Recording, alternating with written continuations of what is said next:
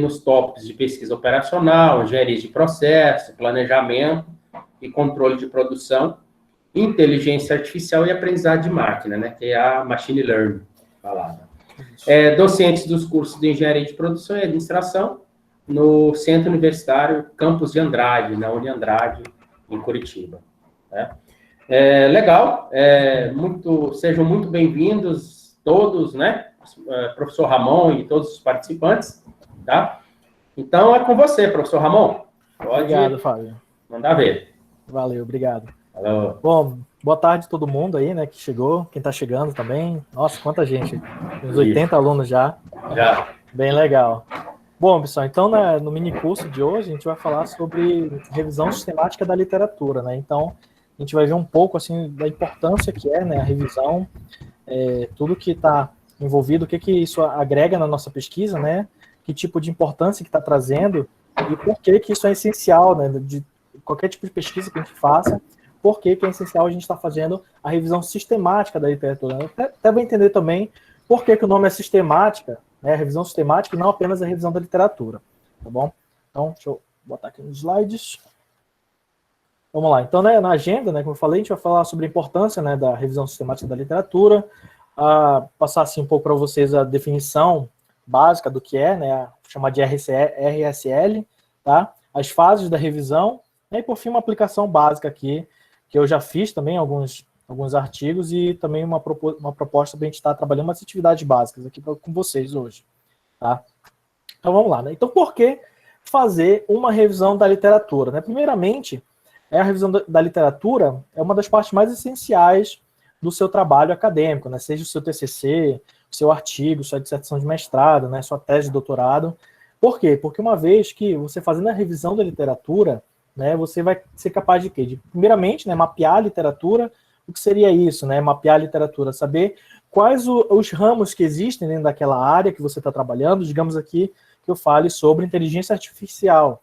Se eu faço uma revisão da literatura, né, sobre inteligência artificial, eu vou ver tópicos, né, que estão sendo trabalhados, aqueles tópicos de maior relevância, tá? Tudo que está envolvido ali, né, de maior engajamento, né? Também, além disso, como eu estou fazendo o mapeamento, né, dessa literatura, sabendo quais são os tópicos envolvidos, sabendo o que está sendo mais falado, com isso eu consigo também o quê? Fazer identificação de lacunas, né? O que seriam essas lacunas? Seriam tópicos que não são tão abordados assim por aquele assunto. Se eu pego, por exemplo, qual foi o tópico mais citado no ano de 2020? Foi justamente trabalhos relacionados à Covid-19, né? Então, ali foi feito o mapeamento da literatura, né? Por conta de ser uma doença nova, né? Então, houve, né, a identificação dessa lacuna de se falar de trabalhos relacionados à Covid-19, né? Então, houve, mais uma vez, o boom, né, de trabalhos relacionados à Covid-19. Então, além de fazer esse mapeamento, nos ajuda, né, a identificar essas lacunas, justamente para a gente poder estar atacando, né, preenchendo, né, o que está faltando, porque não adianta você fazer também mais do mesmo, né? Você vê ali, poxa, tal área tem uma certa deficiência, né? No ano de 2020 foi pouco trabalhado sobre isso. Então, já aproveita uma oportunidade de pesquisa, né, para você estar atacando essa área, né, que você identificou como essa lacuna, né? Uma outra importância, né, de por que fazer revisão da literatura é o posicionamento do trabalho, né? Então, você vai colocar ali para o seu leitor como que o seu trabalho vai estar posicionado, né, na literatura como um todo. Se você já tem uma proposição, né, já tem uma ideia do que o seu trabalho, o seu artigo vai estar discutindo, né, uma vez que você faz a revisão dessa literatura, você vai conseguir o quê? Posicionar e mostrar para o leitor, né, para o leitor, para o revisor, para a sua banca ali, avaliadora, onde que o seu trabalho está encaixado, né, o que ele está tentando buscar, o que ele está tentando, né, resolver, em que parte que ele vai estar agregando, né, conhecimento, uma vez que a gente sabe que nossos trabalhos acadêmicos servem para quê? Para estar tanto trazendo, né, agregando para a academia, para a academia científica, tanto quanto para a sociedade, né? E quando a gente faz uma revisão da literatura, a gente está mostrando o quê? O meu trabalho está vindo posicionar, né, nessa área que é importante para, para a área de saúde de Tocantins. Não, meu trabalho está trazendo uma melhoria para a área acadêmica. Então, é uma coisa mais científica que eu estou propondo, né, para melhorias futuras. Né? Então, isso é uma oportunidade também. E, além disso, né, a revisão da literatura nos proporciona avaliar o campo de pesquisa. Né? Então, também, mesma maneira. Quanto que, né, a área que eu estou pesquisando, ela é trabalhada, quanto que ela já é vista, né, no meio acadêmico, se já está defasado, se já é uma pesquisa que foi já descontinuada. Né? Muitas teorias, às vezes, né, principalmente em áreas mais biológicas, né, que acontece? Você tem um ramo daquela pesquisa que, por conta de ter, né, uma nova teoria, uma nova metodologia, acaba defasando outras. Né? Então, ali, quando você vai fazer, né, o mapeamento, ali, a revisão da literatura, você percebe, putz, eu não tenho trabalho disso desde 1999. Aí você vai investigar por que não tem trabalhos desde 99. Aí vai ver, né, através de toda a revisão, ali observando a literatura, que houve, sei lá, uma revolução de alguma tecnologia, algum método, né, alguma teoria nova que acabou invalidando aquela anterior. Né? Então, isso são umas oportunidades que a revisão da literatura nos traz. Tá?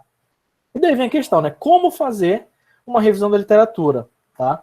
Então, né, a gente basicamente tem um tipo dela, é a revisão narrativa, né, que a gente, como se fosse a revisão clássica, né, da literatura, que é a mais comum e também a mais criticada. Né? Por quê? Eu vou falar por que disso, né?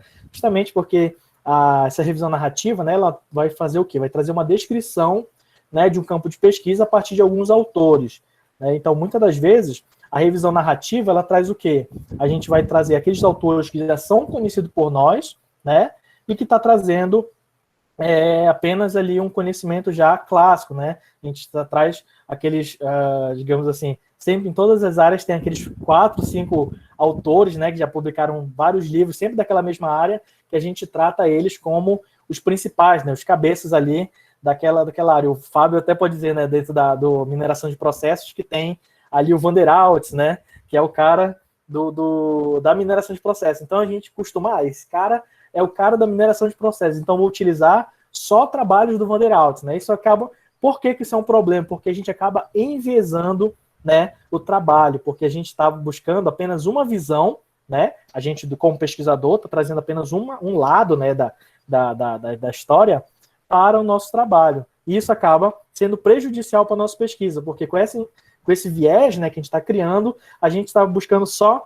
um lado, né, daquela pesquisa. Justamente a revisão, como eu falei para vocês, ela serve para quê? Para a gente ver como um todo, né, ver todas as oportunidades, ver todas as lacunas. Quando a gente começa a enviesar a pesquisa, a gente costuma, né, tá assim, fechando os olhos para uma parte, né, e observando apenas uma outra.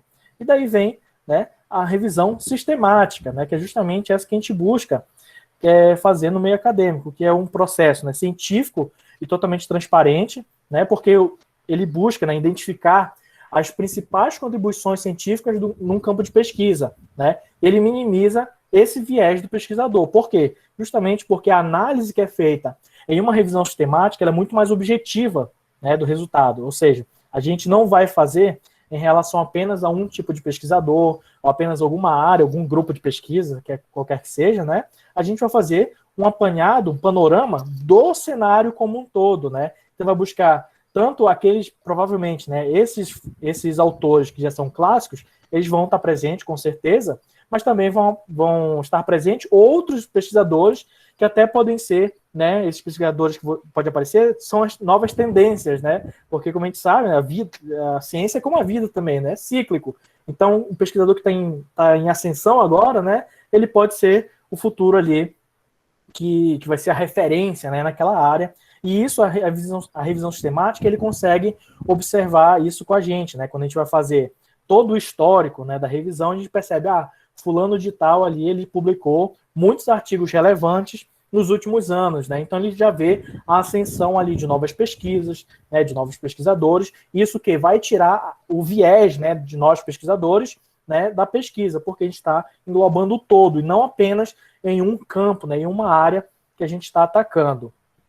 Tá? Então, né, revisão sistemática da literatura. Então, a palavra sistemática, né, o que significa? Justamente é fazer de uma forma ordenada, né, de uma forma lógica, ou seja, fazer aquilo não através de uma forma, digamos assim, qualitativa, né, onde eu estou optando pelo que pode entrar ou não, né, mas sim de uma forma que a lógica, né, um sistema, por isso que é sistemática, né, que esse sistema ele vai nos dar o direcionamento de como a pesquisa vai ser dada, né. Então, a revisão, essa estrutura, né, mais sistemática, ela migrou das áreas médicas, né, justamente saiu das áreas médicas para o campo de gestão. Então surgiu ali o pessoal da medicina muito forte em relação à revisão sistemática, né, da literatura, desde foram assim um dos pioneiros, né, começaram a trabalhar com isso, porque para justamente conhecer, né, essas oportunidades de novas pesquisas. E daí os outros campos, né, principalmente sim, campo de engenharia, né, os de gestão, começaram a perceber que essa técnica, né, por conta de ser sistemática, era válida, tá? Então começaram também a aplicar alguns principais trabalhos, tá? Eu coloquei aqui, caso, não sei se vai ser disponível, posso depois disponibilizar para vocês o PDF, né, para vocês verem com calma aqui. Esses 3 trabalhos são bem interessantes, né, também podem traduzir aqui do Trenfield, tá, de 2003, ao Higgs, né, de 2019, com um livro dele bem interessante, e tem um videozinho aqui da Campbell's Collaboration, né, dos métodos que eles usam lá de revisão sistemática, é bem interessante também, né, assim, bem o basicão do que é revisão sistemática, está lá todos os métodos que eles utilizam lá. Tá? Então, né, vamos assim partir agora para um conceito. Tá? Então, o conceito do que é essa revisão sistemática. Né? Então, a revisão bibliográfica sistemática, ele é o processo de coletar, conhecer, compreender, analisar, sintetizar e avaliar um conjunto de artigos científicos, né, com o propósito de criar um embasamento teórico-científico, ou seja, que é o estado da arte, né, que a gente chama no jargão acadêmico, né, sobre um determinado tópico ou assunto pesquisado. Tá? Então, quando a gente faz, né, a revisão, não é só eu fazer uma busca lá, sei lá, no Google Scholar, pegar todos aqueles artigos e jogar dentro da minha pesquisa, não. Né? A gente tem, além de fazer coleta, a gente tem que fazer análise, tem que compreender o assunto que está sendo trabalhado, né? Porque a gente vai ver conforme as fases da revisão vai passando, a gente percebe que a gente tem que ter também uma noção do que a gente está falando, né? Justamente para a gente avaliar se aquela pesquisa que foi encontrada, né? Aquele artigo que foi encontrado ali no meio da pesquisa, se ele é realmente, né, válido para a nossa pesquisa ou se ele é apenas resíduo ali do algoritmo do Google Scholar ou dos Scopus, né, que trouxe para a gente através das palavras-chave. Então, né, essa parte de compreender é muito importante para a gente quando a gente está trabalhando naquele assunto. Então, né, a importância de se fazer uma revisão da literatura, também a primeira parte dela é conhecer. Né? Você tem que conhecer o que você está fazendo, porque fazer por fazer, né, a gente vai acabar trazendo, você busca resultados ruins, né, e acaba gerando resultados ruins também. Tá? Então, a revisão bibliográfica, né,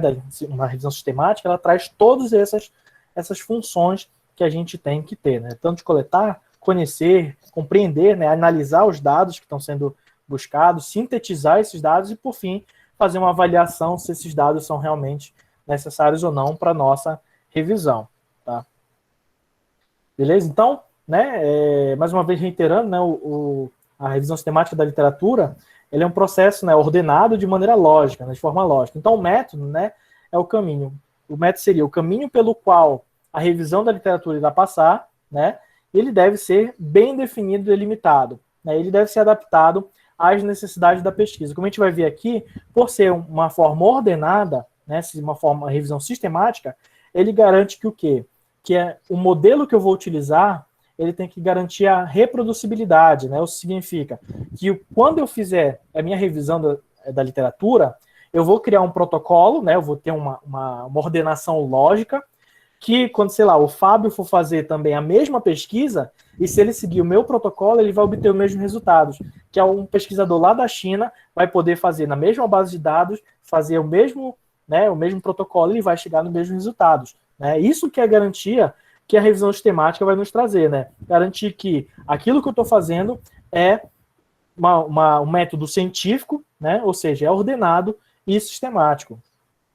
Tá? Então, né, alguns métodos, né, as fases do método seriam, então, eu separei aqui, né, de maneira lógica, aqui eu separei em 4. Então, primeiro é a definição, né, definir, a coleta e seleção, a análise e os resultados, né? Na fase de definição, a gente vai identificar as necessidades da revisão sistemática da literatura e desenvolver o protocolo dessa revisão. Tá? Na fase de coleta e seleção, a gente vai buscar a identificação, né, dos documentos, identificar quais documentos são necessários, quais que não são, a seleção dos documentos relevantes. Como eu falei, muitas das vezes a gente vai fazer uma pesquisa em uma base de dados, né, uma base de arquivos, e o algoritmo pode, né, trazer alguns ruídos, né? O ruído seriam artigos que não são relevantes, né? Por exemplo, só dar um pequeno spoiler para vocês, né? Mas quando eu for fazer o meu artigo sobre mineração de processos, então uma das palavras-chave era mineração, né? Só que apareceram alguns artigos que falavam sobre mineração de metais mesmo, né, a ação de minerar, né, sobre mineradores e tudo mais. Então não é bem isso que eu estava querendo no meu artigo. Então isso daí eu tive que tirar fora, né? Então se eu não soubesse o que é mineração de processos, o que eu ia fazer? Eu ia fazer uma revisão falha que ia acabar colocando esses artigos lá dentro, né? Então isso que é importante também, da gente conhecer o que a gente está fazendo, né? E essa seleção é necessária por conta disso, tirar esses resíduos, né? Isso que não é interessante, não é relevante para a nossa pesquisa, para que aqui saia o fino do fino ali para a gente poder dar prosseguimento com a nossa pesquisa, tá? A terceira fase, né, que coloquei aqui, seria a fase de análise, que a gente vai categorizar os documentos e extrair informações relevantes daquela lista de documentos que a gente achou, tá? E os resultados, né, justamente depois de fazer toda essa categorização, na identificação, seleção, retirar o que não precisa, a gente vai identificar as questões relevantes, né, que pode sair da análise desses dados.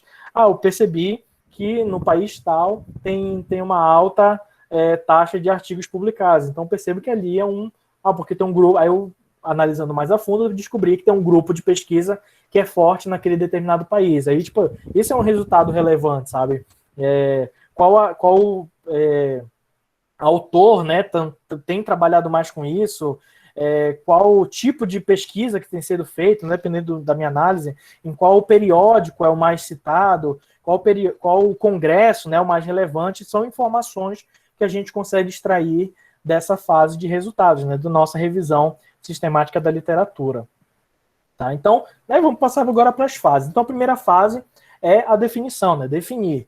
Então, é identificar as necessidades da revisão sistemática da literatura. Então, o que seria, né?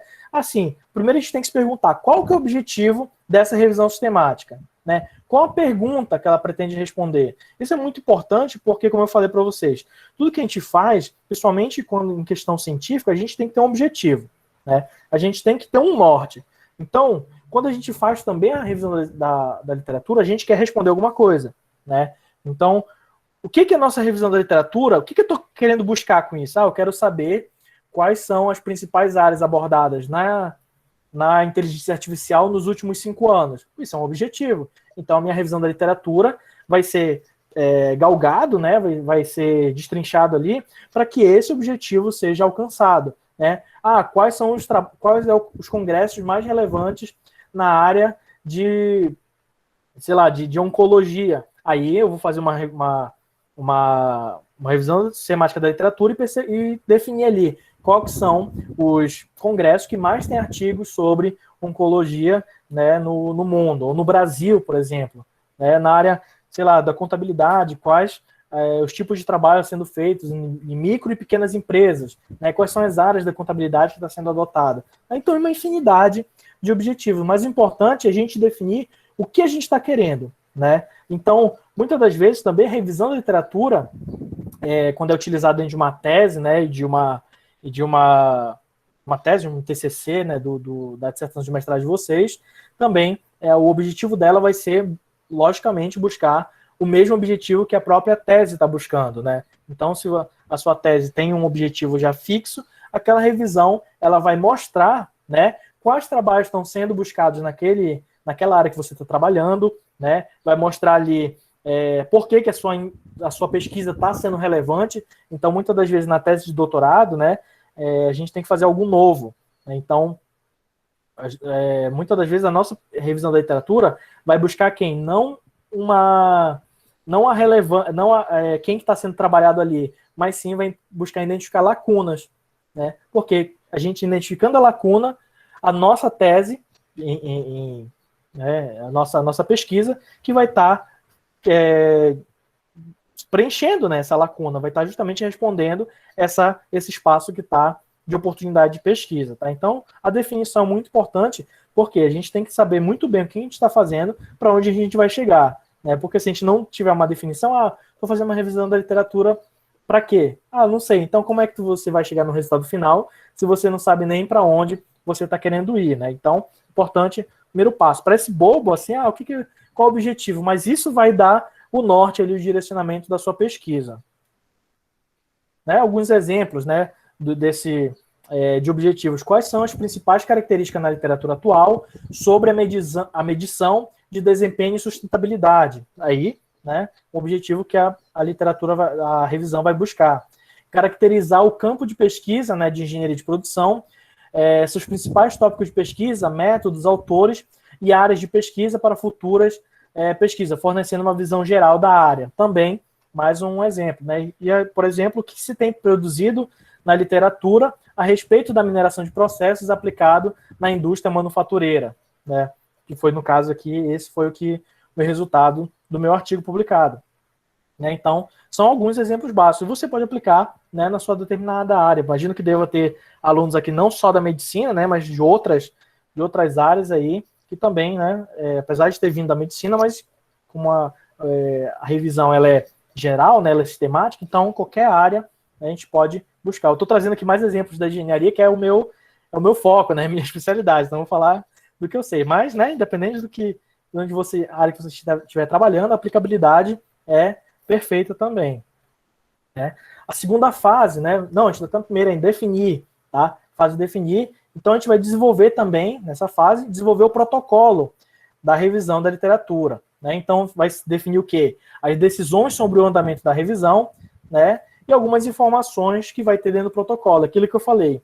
Esse protocolo vai garantir que o quê? Que eu faça o trabalho e vai sair, vai ser um resultado que depois o Fábio vai fazer, vai ser o mesmo resultado, que alguém lá na China, na Itália, no Japão, nos Estados Unidos vai fazer e vai dar o mesmo resultado, porque ele está seguindo o meu protocolo. Então, esse protocolo, né, ele tem que estar bem estruturado, né, e de fácil entendimento também, para que garanta que essa reprodução seja possível. Né? Então, algumas informações que vão conter nesse protocolo. Primeiramente, a definição da base de dados, né, onde que a gente vai estar buscando os resultados, né? Os termos de busca utilizado, a janela de tempo, o tipo de publicação, idioma, alguns critérios de exclusão, são alguns exemplos de informações, né?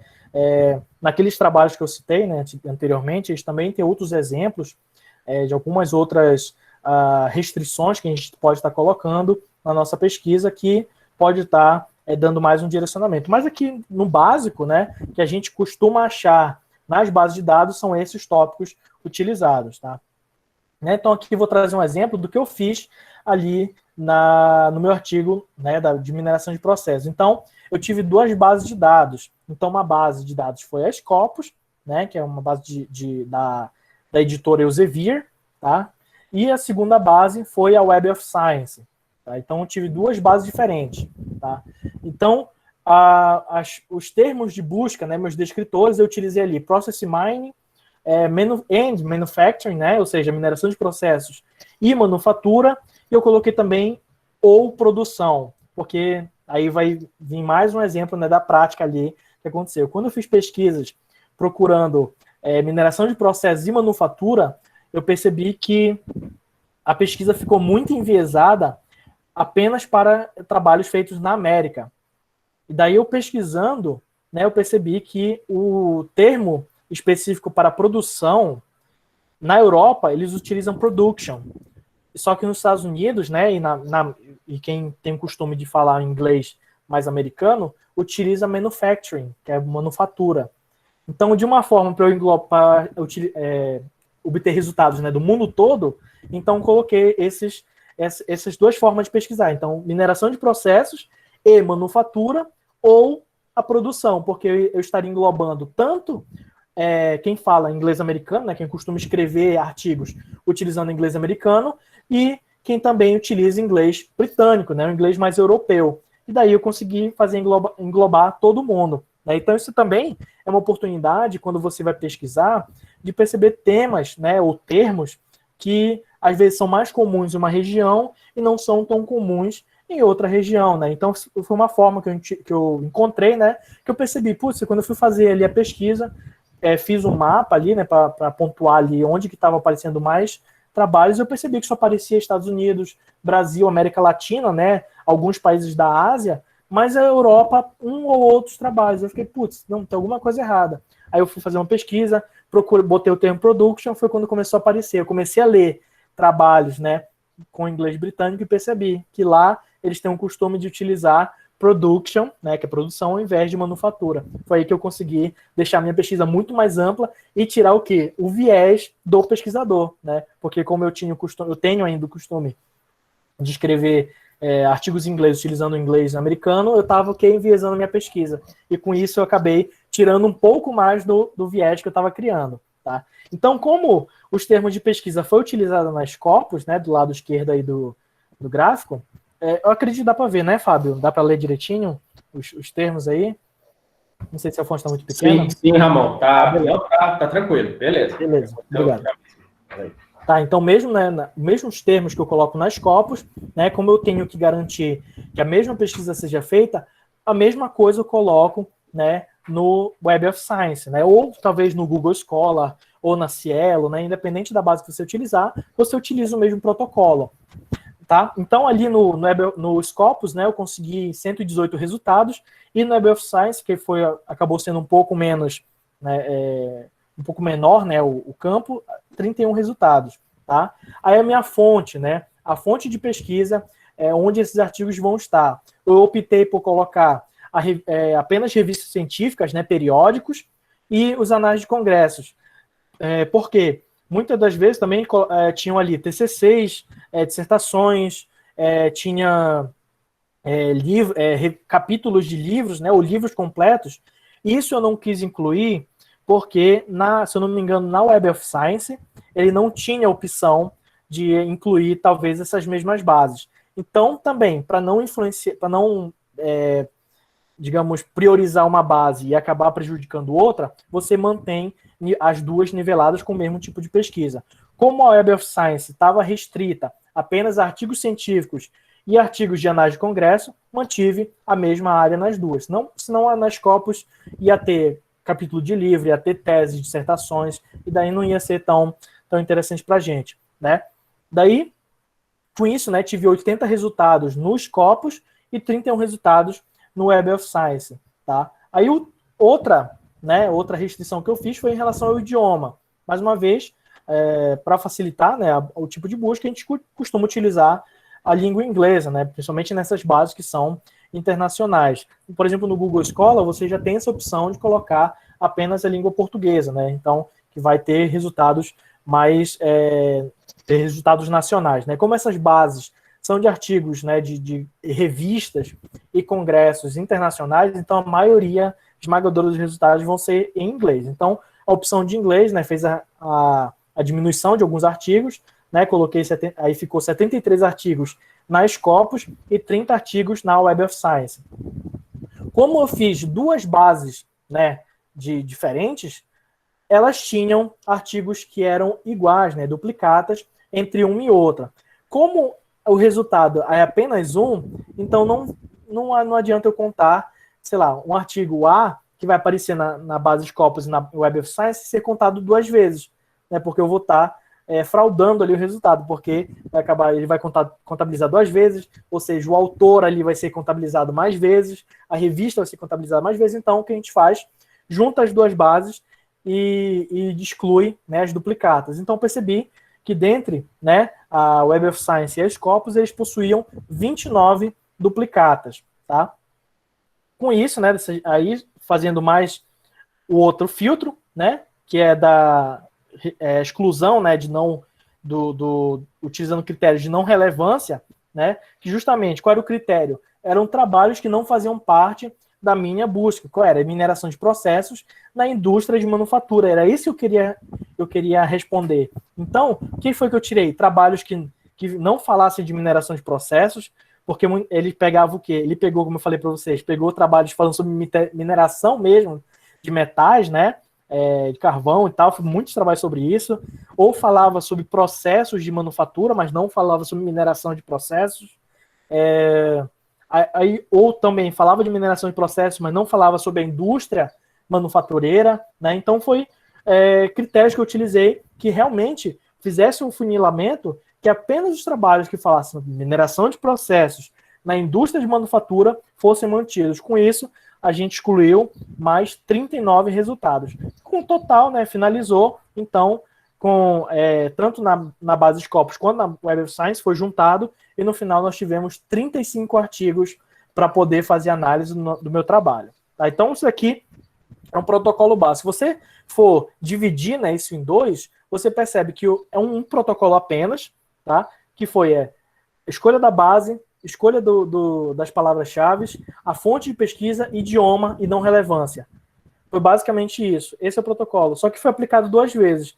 Como foi aplicado 2 vezes, eu retirei esses duplicados que poderiam aparecer em um e outro. Foi basicamente isso, né? Mas o protocolo é o mesmo para todos os dois. Poderia fazer para 3 bases de dados? Poderia fazer para 4, né? Ou apenas para uma, né? Se for uma base mais completa, né? Se tiver mais resultados, posso fazer apenas em uma base, tá? Mas o importante é seguir um protocolo que seja conciso e que garanta essa reprodução dos resultados, tá? Né? Em relação aos termos de busca, né? Como eu falei para vocês, coloquei o AND, né? E o OU.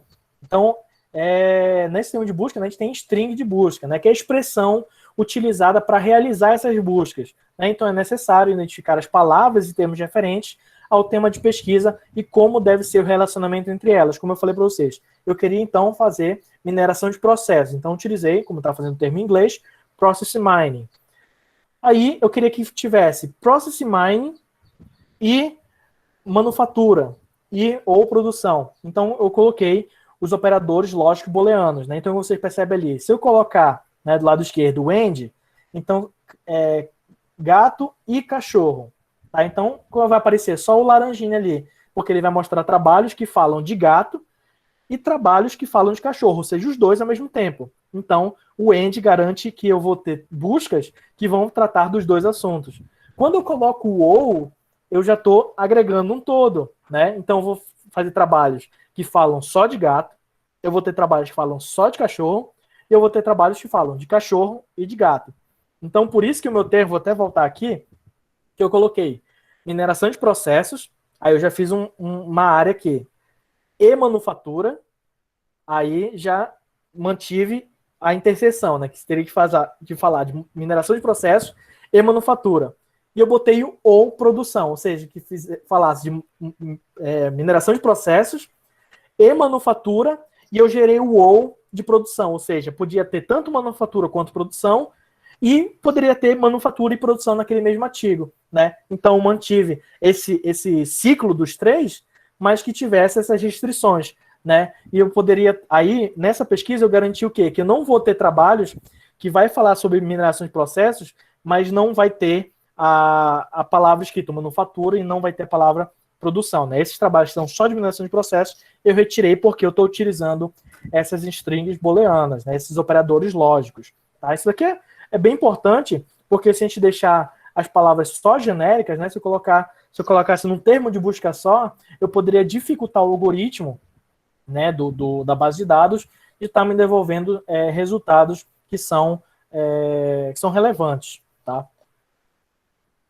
Então, né, como passou pela string, como eu já falei agora da base de dados, a gente vai falar justamente por causa disso. Então, como é que a gente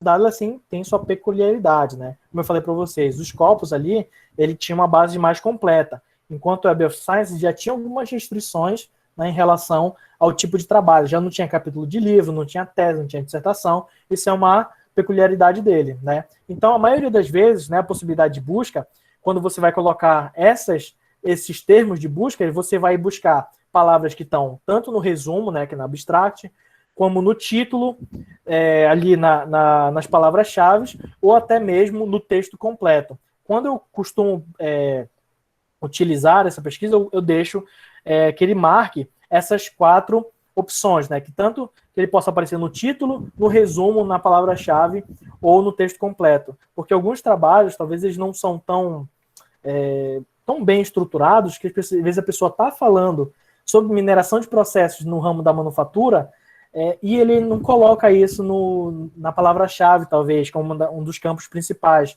ou não coloca no abstract. E isso é importante, justamente também, é um adendo assim, para vocês, que quando forem fazer, né, abstract e palavra-chave, de colocar assim, os pontos principais que seu trabalho está aplicando, justamente para quem for pesquisar, quando fizer a revisão, conseguir achar seu artigo para poder ler e para poder fazer a citação, né, que é, no final de tudo, para a gente, como pesquisador, é o que importa, né, Fábio?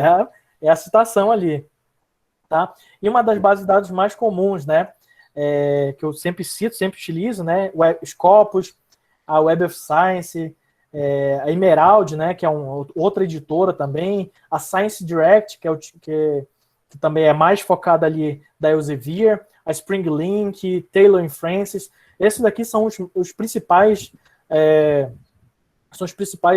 revistas, né, editoras, bases que a gente consegue trazer, assim, que o pessoal mais publica, então a base de dados dele é bem maior, tá?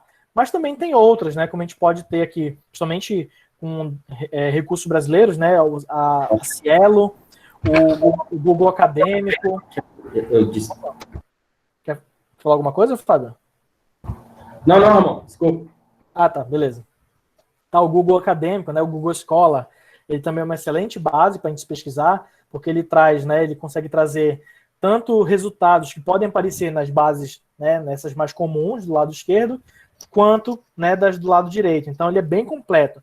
O problema dele é que ele traz algumas referências que não estão disponíveis para a gente poder tá lendo, né, tá trabalhando. Então, assim, o filtro que a gente tem que fazer no Google Acadêmico é um pouco maior em relação ao acesso, tá?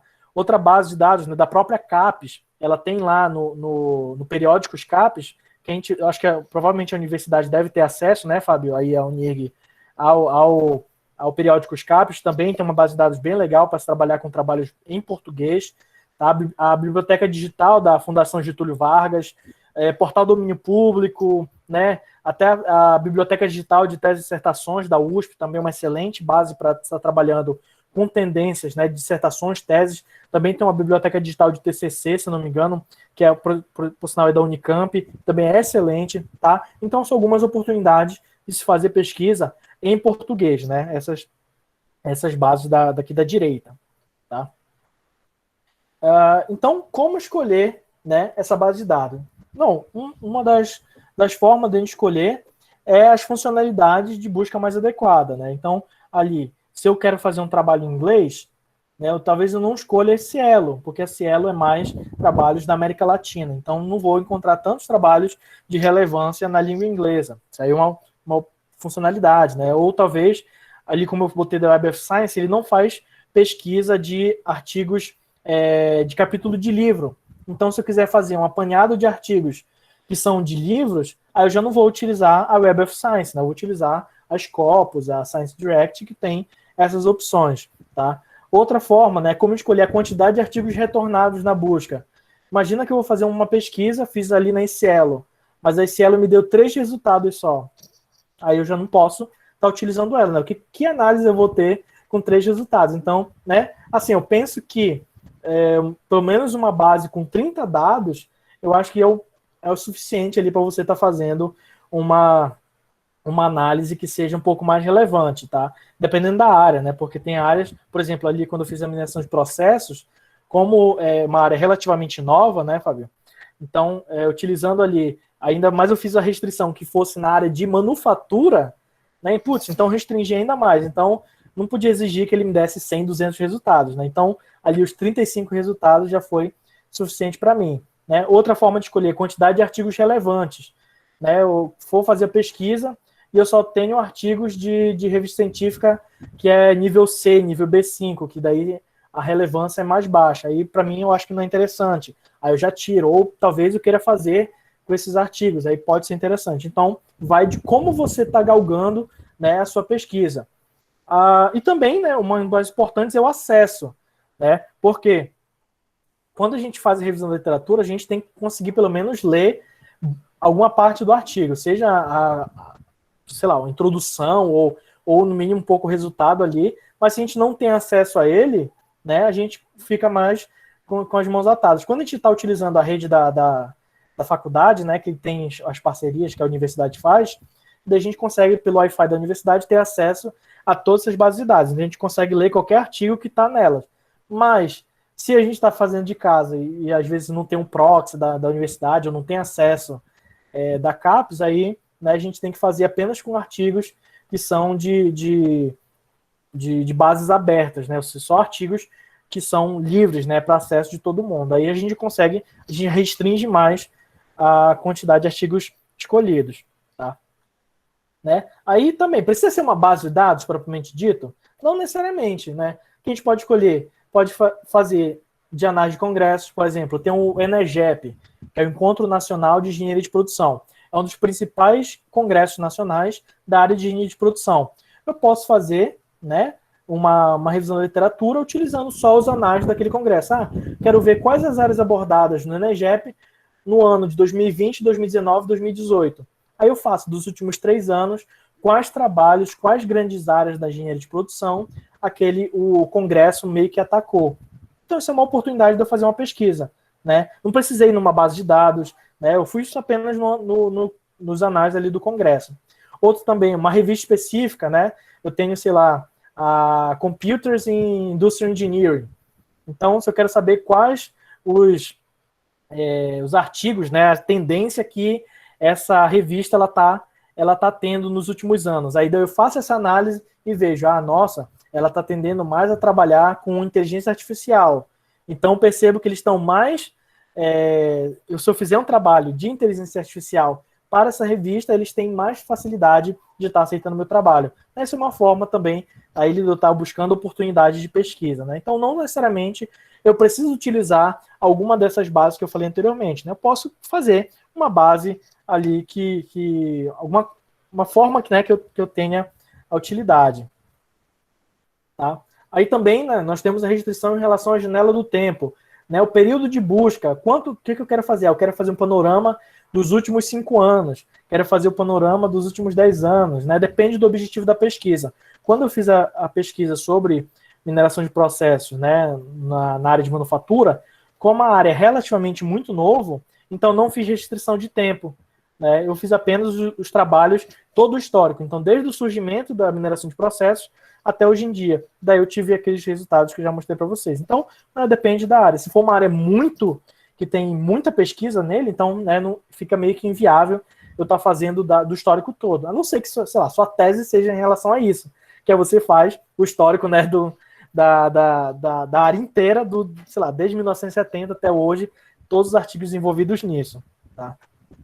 Né? Os tipos de publicação, né, que a gente pode ter, então, periódicos, né, que são as revistas científicas, análise de congresso, os livros, dissertações e teses, né, são opções que a gente tem de restrição.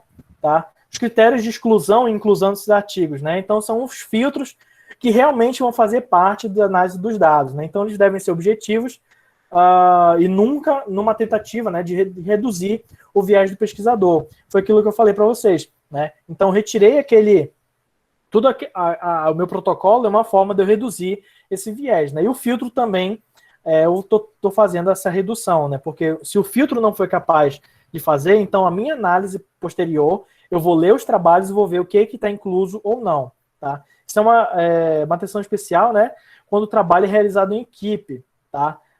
Porque todos os integrantes eles devem ter o mesmo entendimento sobre os critérios adotados.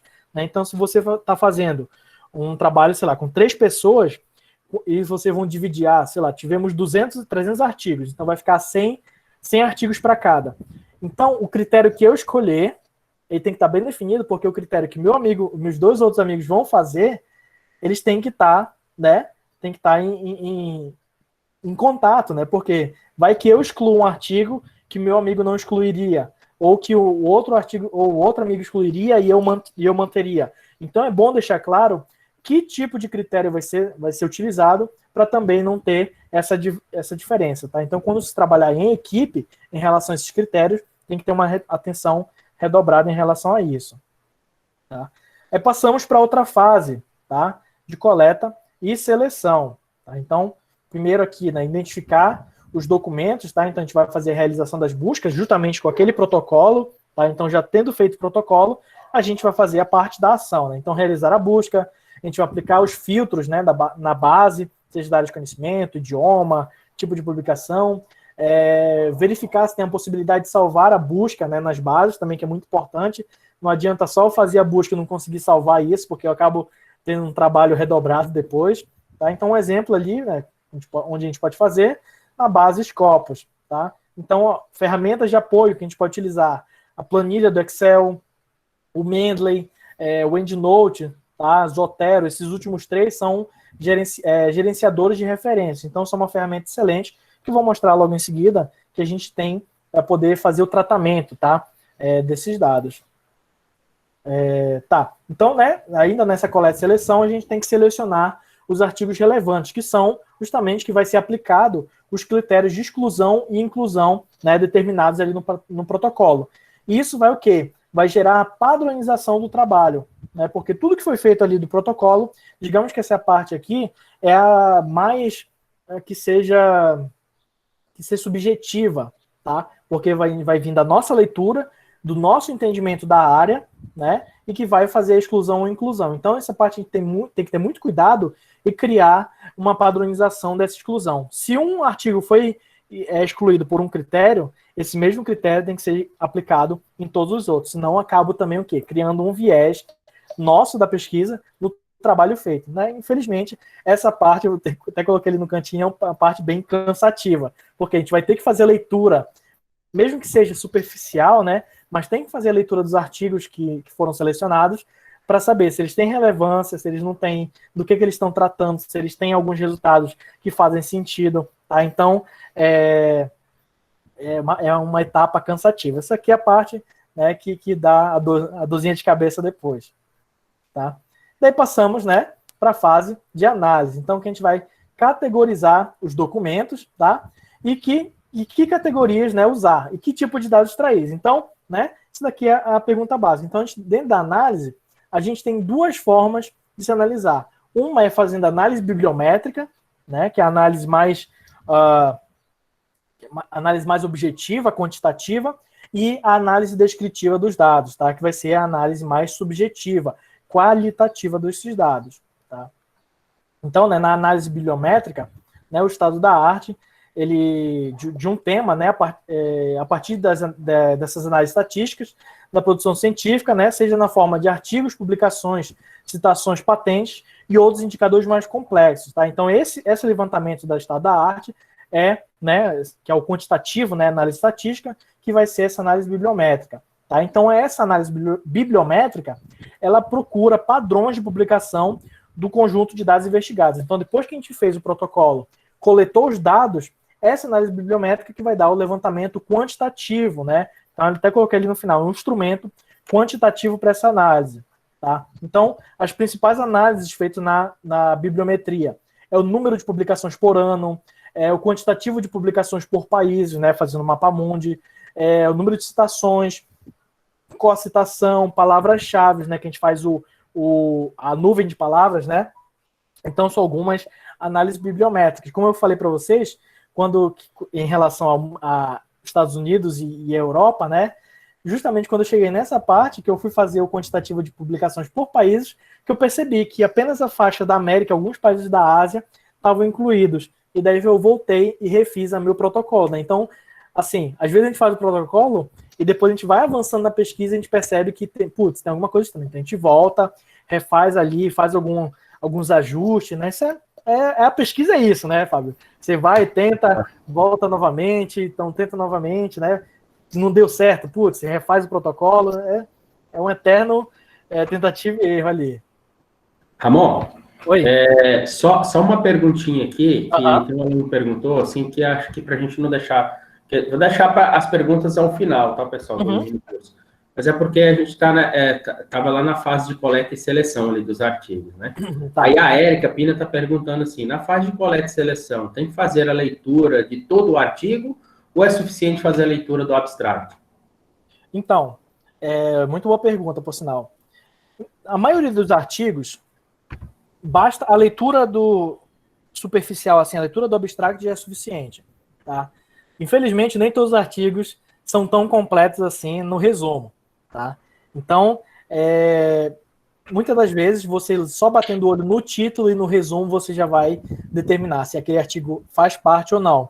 Algumas vezes, você pelo menos faz a leitura ali do objetivo do trabalho, então, sei lá, não precisa também fazer a leitura completa do trabalho. Então, abre o artigo, li o resumo, li o título. Putz, eu estou em dúvida se é válido ou não. Então, vou lá, vou nos objetivos do trabalho, na introdução. Li, putz, ainda não sei. Eu vou ali para não para metodologia, para as análises do resultado. O que esse trabalho está discutindo? Ele discutiu que é isso, aquilo, outro. Não achei ainda, eu parto para a conclusão. Então, se não achou em todas as etapas, então o artigo está fora da sua pesquisa. Mas, né, eu sempre busco assim, abstract, objetivos, ali o resultado, a discussão do resultado, não o resultado em si, a discussão dele, e por fim a conclusão. Se eu não achei nenhum desses 4 pontos, não vai estar em nenhum outro lugar do artigo. Então, corta. Só fazendo o básico aqui. Um adendo aí, né? Uhum. Por isso a importância da gente, na escrita de um artigo científico, definir bem um título, né? Que o título ele tem que representar o artigo como um todo. E principalmente o resumo, o abstract. Né? Por isso que hoje você pode encontrar aí, tem alguns periódicos que já estão dividindo, né? O abstract, introdução, metodologia, os resultados. Tá virando tendência. Né? Para que você consiga fazer essa coleta dos seus artigos e na análise de seleção, você não ser obrigado a ler todo o artigo para entender. Você, num resumo, ali no abstract, você já consegue saber se aquele artigo que você coletou, ele está dentro do escopo, né? Dentro do escopo do seu trabalho, da sua pesquisa. Perfeito, obrigado. Nada. Se tiver mais alguma pergunta, Fábio, tu pode interromper e mandar que tá legal. Combinado. For relevante assim para o tópico, pode mandar. Mas sim, realmente, o abstract, às vezes a gente negligencia um pouco, mas é muito importante. Porque, assim, quem está fazendo esse trabalho de revisão sistemática, né, que a gente vai fazer também, né, a gente vai, a priori, ler o abstract. Se o abstract está mal escrito, né, vai dar mais trabalho. Então, imagina numa pesquisa. Ali, como eu fiz 35 trabalhos, foi mais tranquilo, mas imagina num resultado em que eu tive 200, 300. Eu vou ter que ler completo 300 trabalhos? Não tem, né, não tem condições. Então, muito tempo gasto apenas na leitura dos trabalhos, sendo que a minha análise é o principal, né?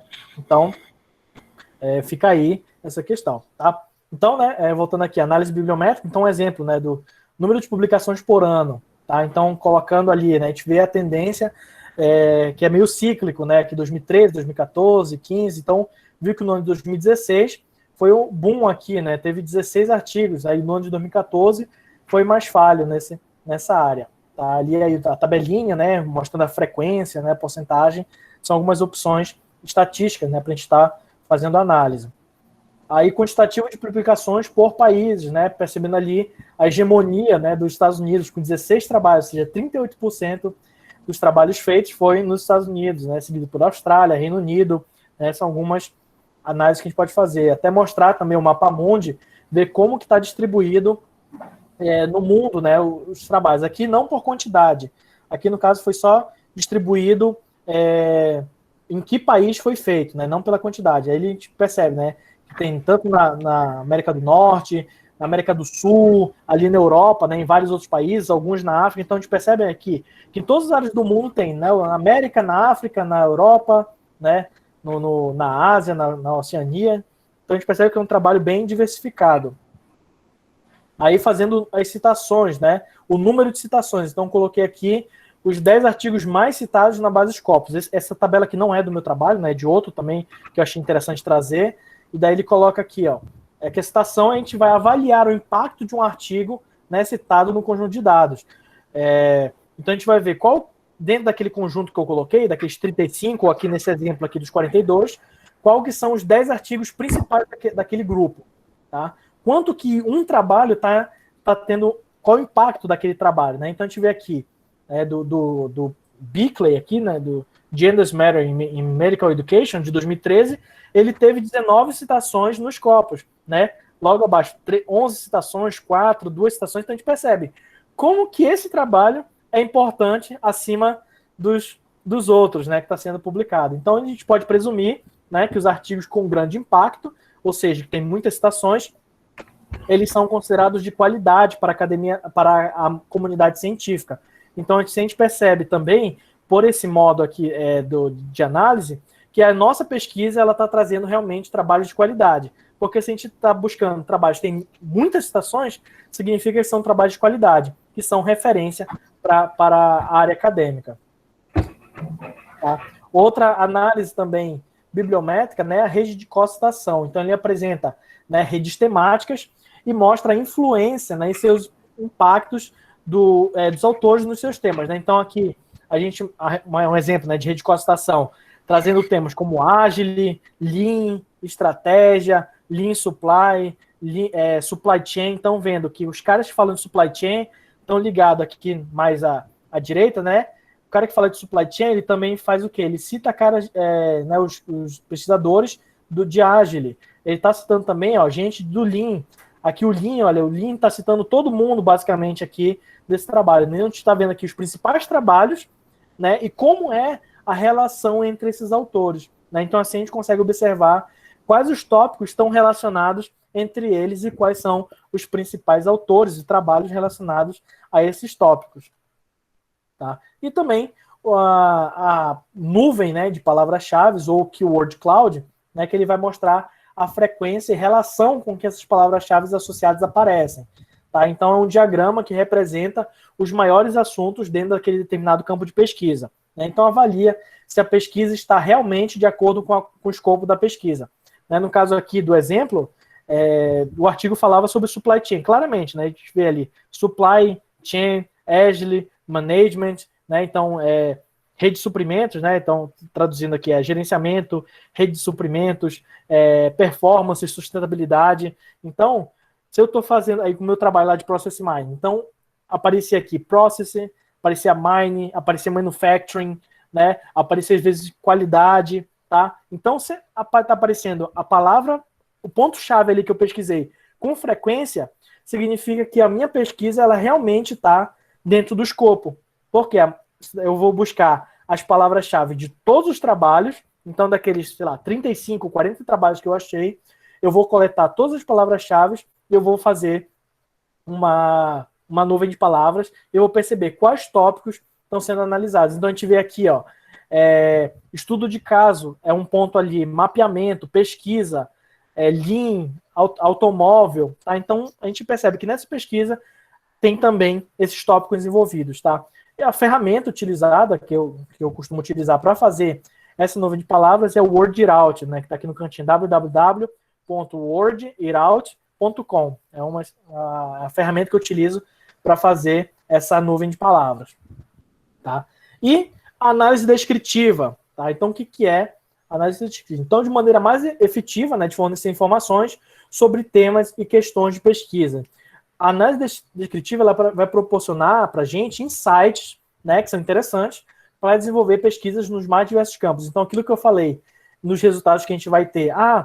Eu percebi que tem uma oportunidade em tal área. Eu percebi que tal autor é relevante. Eu percebi que tal revista é a mais relevante para a minha pesquisa. Isso é feito através da análise descritiva, né, que são esses insights que a gente tem quando a gente analisa os resultados estatísticos. Né? Então, algumas análises podem ser o quantitativo de publicações pela classificação da pesquisa, se é uma pesquisa de pesquisação, se é estudo de caso, se é revisão, né? É o quantitativo de publicações por área de pesquisa. Digamos que eu faça uma pesquisa sobre educação na engenharia de produção. Aí eu percebi que a área de qualidade é a área mais destacada ali dentro da engenharia de produção, ou é logística, ou é gestão da produção, tá? Então consigo ver as áreas de pesquisa. Os principais veículos.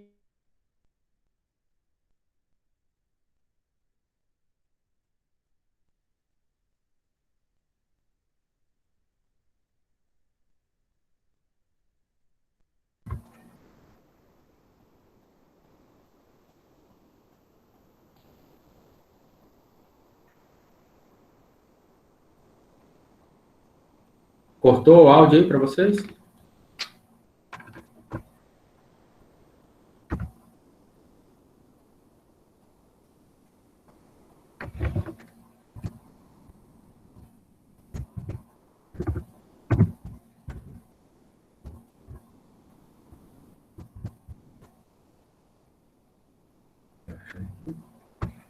Travou.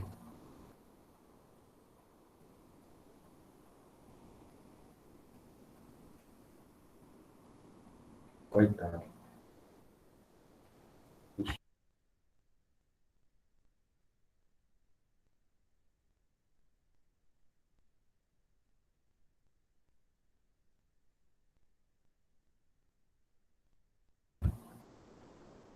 Pessoal, deve ter sido a conexão dele, né? Aí vamos esperar que ele já retorne, tá?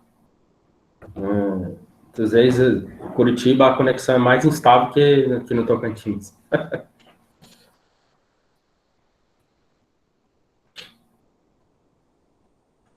Já já ele entra aí novamente.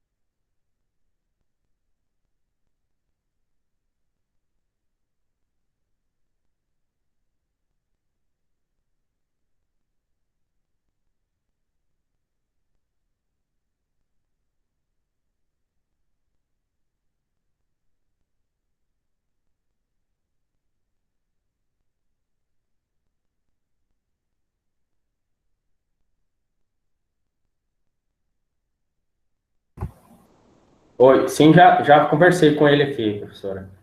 Já falei que caiu aqui, ele tá ligando lá.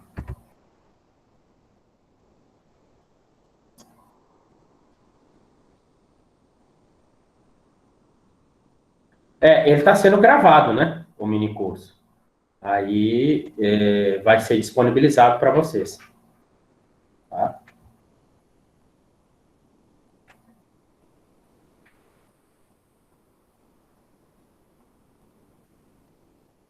Por nada, tranquilo. Ramon me falou aqui que já entrou. Opa, perdão, pessoal. Não, que é isso, Ramon. Problema aqui na conexão. Uhum. Copel aqui em Curitiba está complicado esses últimos dias. Deixa eu voltar aqui.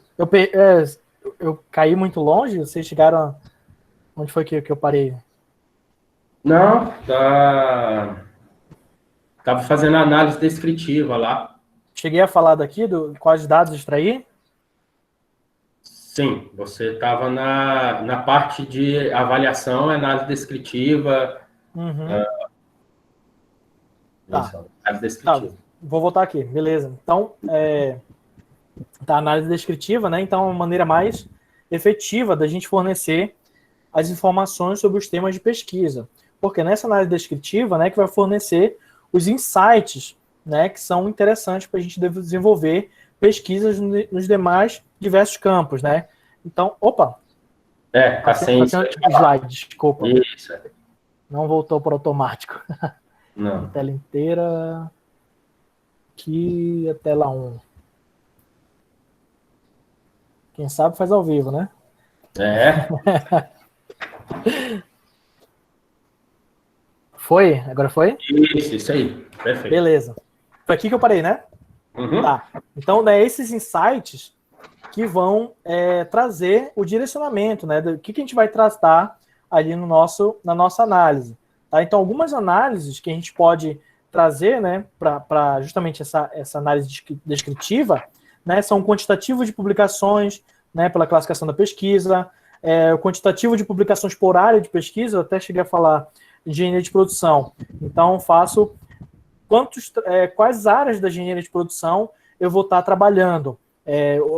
A literatura está trabalhando. Eu percebi que tem uma tendência maior para artigos tratando sobre qualidade, ou tratando sobre artigos de logística, né? Então, essa análise descritiva vai me dar esses insights. Putz, então percebi ali que as áreas de qualidade são as mais tendências, sei lá, no Brasil. Então, ou eu quero seguir nessa área, ou talvez, eu percebo que gestão da produção não é tão atacado, então vou fazer trabalhos nessa área, né? Então, esses insightzinhos que a gente utiliza, né?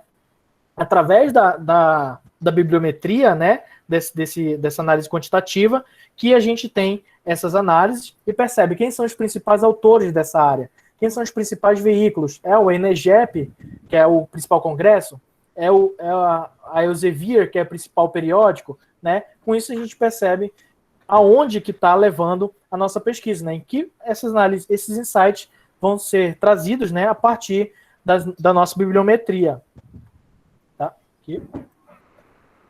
Tá? Então, que dados a gente pode extrair dos nossos artigos, né? Tanto para fazer a pesquisa bibliométrica, quanto para fazer essa análise descritiva. Os autores, quem são os autores dos trabalhos, os anos de publicação desses trabalhos, os veículos de publicação, o método de pesquisa, ele fez uma pesquisação, fez uma análise descritiva, fez um estudo de caso, né? Fez, sei lá, tantas outras formas, as palavras-chave justamente para saber se o nosso trabalho está dentro do escopo que a gente escolheu, o objetivo da pesquisa também é uma oportunidade, qual questão que a pesquisa está tentando resolver, os resultados principais e futuras pesquisas ou outros, talvez, todo dado que você achar que é relevante para a análise, né, da revisão. Eu levantei 30 artigos e eu quero ver o que esses 30 artigos estão trazendo, querem trazer de pesquisa futura, né? Então, eu vou fazer o quê?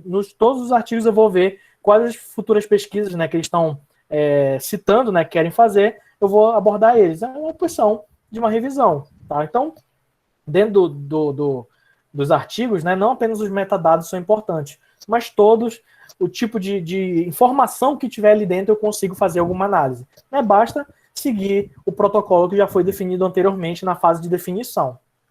Tá? Aí a parte descritiva, né? O quantitativo de publicações pela classificação de pesquisa, né? Foi feito levantamento, estudo de caso, foi feita uma pesquisa bibliográfica, pesquisa experimental, pesquisa documental, estudo de caso, né? São alguns exemplos. Ali, quantitativo de publicações por área de pesquisa. Foi feito na área de engenharia, da biomedicina, medicina, das ciências sociais, de educação, tá? Então, são ali, sei lá, fizer uma análise mais geral, sei lá, educação no ensino superior. Aí vai aparecer aqui, aí seriam, no caso, essas oportunidades aqui. Então, a gente percebe que se eu fizer um trabalho, sei lá, de educação na engenharia, é um gap que apareceu para mim, uma lacuna, porque tem um trabalho só de educação na engenharia. Então, o que significa? Eu tenho muita oportunidade de fazer mais trabalhos de educação aplicados à engenharia, né? Aí eu tive um insight com uma análise estatística feita apenas com as informações de que área os trabalhos estão citados. Aí os principais veículos, né? Ali o Journal of Cleaner Production, ali só teve uma publicação. Só que no Waste Management teve 3 publicações. Né? Isso foi de outro artigo também que eu fiz, e daí mostrando quais os principais congressos, né? Ou até mesmo as revistas. Tá? Então, e com isso a gente percebeu que quando eu estava trabalhando lá, esse daqui, se eu não me engano, foi de logística reversa aplicada a lixo, lixo de equipamento eletrônico e elétrico. A gente percebeu que essa Waste Management aí é de mais relevância, porque vários artigos foram publicados nela e quando não publicavam ela, faziam citação dela, né? Quando não publicavam, utilizavam artigos que foram publicados nela. Então, também gerando relevância para essa revista. Então, na fase dos resultados, né, a gente vai fazer justamente esses levantamentos, esses insights que a gente fez. Né? Então, vai ser os resultados dos documentos. Né? Então, identificar as questões relevantes que podem sair dessa nossa análise de dados, que vai justamente responder a questão de pesquisa. Então, na fase de resultados, vai responder aquela primeira pergunta que a gente fez o levantamento para dar que foi o gatilho, né, que iniciou a nossa revisão da literatura. Então, conforme for passando as etapas da revisão, a gente fez a revisão, daí a gente definiu um tema, buscou, fez um protocolo, fez a pesquisa, leu os artigos, fez os insights e nos resultados a gente vai ver todo o levantamento que foi feito, descrever todos os insights que foram feitos e responder finalmente aquela questão da pesquisa que a gente definiu lá no início do nosso trabalho. Tá? Então, essa análise de resultados, né, vai falar quais os principais assuntos tratados, que artigos devem ser lidos pelos pesquisadores interessados em cada assunto, quais os autores devem ser lidos em cada assunto, né, apresentar um exemplo de oportunidade de pesquisa. Tá? Então, são partes, né, dos resultados que a gente pode ter a partir da nossa análise dali dos dados, né, da fase anterior. Tá? Então, esse foi só o conceito, tá, pessoal? Demorou, mas o conceito assim para vocês entenderem. Aí a aplicação, né, que a gente pode fazer com o apoio do Mendeley. Tá? Então, o Mendeley, basicamente, essa é a plataforma dele, né, que é o gerenciador de referências. Tá? Que aí a gente vai utilizar ele para fazer identificar as duplicatas, fazer a coleta por anos, né, dividir aqui por ano quantos autores tem, quantos trabalhos tem, né, quais são os artigos, né, os congressos ou revistas, referências, então tudo através do Mendeley que a gente consegue. Eu vou até compartilhar aqui a tela, aqui. Eu tirei o print, mas é legal também te mostrar aqui. Aqui, por exemplo, é o meu Mendeley, tá? Que a gente tem aqui todos os trabalhos, né, que aqui no caso aqui nessa área, todos os documentos, né? Aqui, por exemplo, vou até abrir aqui para vocês, né, aqui que eu fiz o trabalho de Process Mining. Tá? Então, aqui dentro, ó, a gente tem, cliquei aqui, eu tenho todos os trabalhos que eu utilizei para fazer o artigo de Process Mining. Tá? Então, eu tenho aqui 49 trabalhos que eu utilizei para fazer o artigo, só que desses 49, eu coloquei aqui na aba Apêndice, né? Foram apenas os trabalhos que eu utilizei para análise. Aí tá aqui os 35, ó. Cadê? Um trabalho, ou seja, nessa pasta aqui tem 35 trabalhos, ou seja, esses foram os 35 trabalhos que eu utilizei na minha análise. Aí eu posso aqui filtrar por ano. Então, eu já consigo aqui, teve um trabalho em 2006, um trabalho em 2007, aí teve 3 em 2008, e eu posso utilizar o Mendeley, né, em conjunto com, posso fazer uma planilha Excel, talvez, e daí fazer todas as análises que eu queira fazer. Aí eu vou analisar aqui, publicado em, aí os congressos, né, disponíveis, ou as revistas, né, deixa eu ver se eu acho uma revista aqui, a revista Expert Systems with Applications. Aí eu percebo já que tem duas, né? Então a gente percebe que tem vários tipos de análise que eu posso ser feito. Aqui no canto, filtrar por autores. Então, dentro dessa pastinha aqui, apêndice do Process Mining que eu criei, eu tenho aqui, todos os autores que foram citados em todos os trabalhos. Então, já tenho aqui também, uma mão na massa. Não preciso ver em cada trabalho e citar um, Posso ver todos os trabalhos. Claro que vai aparecer duplicados. Por exemplo, o Vanderaldes aqui, ele aparece o Vanderaldes W ou o Vanderaldes MPW. E só de clicar no nome, a gente já filtra os trabalhos que esses caras fizeram, né? Aí eu consigo estar fazendo esse filtro. O Mendeley, por si só, já é um curso à parte, né, Fábio? Oportunidade de pesquisa. Um próximo, já aceito o convite aí para dar um curso de Mendeley, né? Uma ferramenta excelente, que ajuda também, que ele vai... acabar de falar isso, Ramon. Oi? Eu ia acabar de falar isso, assim, a gente podia, depois, numa próxima oportunidade, a gente fazer o de Mendeley, né? O de Mendeley, sim. Você mostrou toda a parte da sistematização da revisão, né? Uhum. Para retirar esses viés do pesquisador e tal. Mas depois tem a começar a trabalhar com a ferramenta, né? No caso, no Mendeley, né? Existem umas outras ferramentas também que faz análises interessantes, né? E você pode preparar. Oi?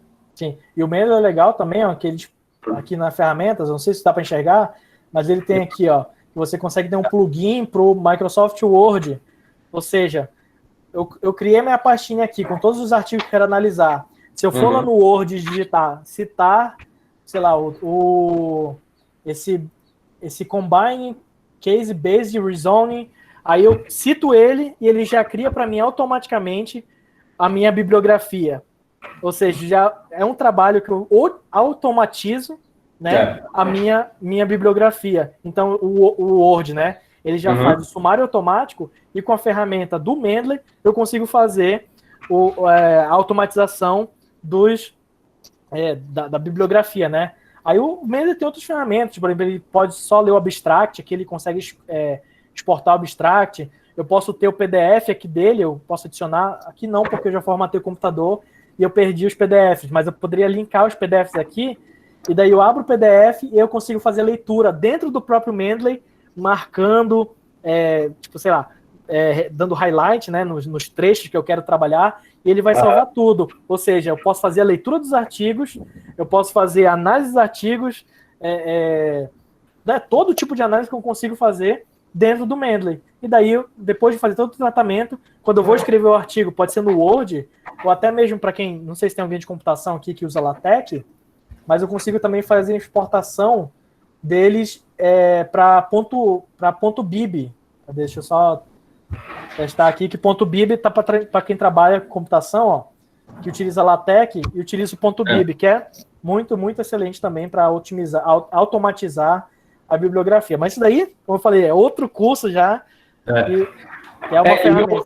Eu, depois que comecei a utilizar o LaTeX, eu meio que aposentei o Word para escrita científica. Pois é. Também, olha, quando eu dou aula assim, de metodologia científica, eu sempre utilizo o Mendeley, o LaTeX, né? Para quem insiste em trabalhar com Word também, ensina aí a utilizar o Mendeley com Word, mas assim, ferramentas, quanto menos trabalho braçal a gente tiver, né, e mais focado na escrita da pesquisa, melhor para a gente.